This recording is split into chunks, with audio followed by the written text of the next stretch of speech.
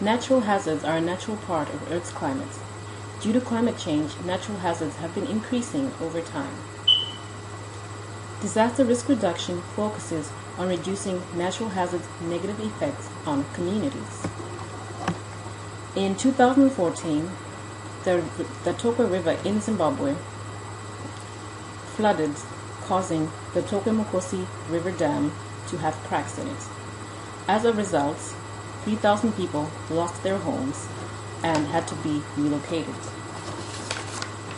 Families were living out in the open and had no food or shelter. Parents worried about their children. The village's homes were submerged underwater, so were the schools.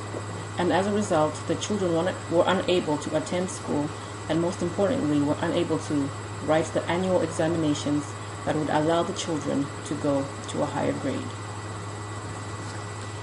Negative effects of the Tokwe-Mukosi flood are as follows. Lack of human basic needs such as food and shelter. Families, including very young children, had to rely on aid agencies to get their food every day. Families were also placed in transit camps, and instead of having adequate shelter, there were only tents which were unfurnished because they lost their belongings in the floods. Sanitation and water also became a problem because of the number of people that were enclosed in one area. Economic losses such as their property, livestock, and also the crops and their farmlands caused and contributed to their livelihoods being destroyed. Education, of course, again, was another factor that caused their livelihoods to be destroyed. The estimated financial loss caused by the flooding included transportation, public services, and also a vast amount of farmland. The Zimbabwean government was also asking for $20 million in aid in order to help the displaced residents.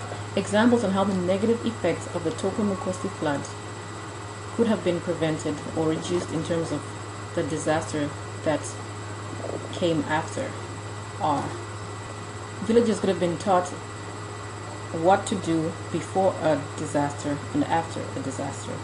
This is also what SeaTrust does and is part of the body of programs at SeaTrust Institute. The Tokwe-Mukosi Dam also could have been fortified or repaired over time to reduce any floods or water that escaped.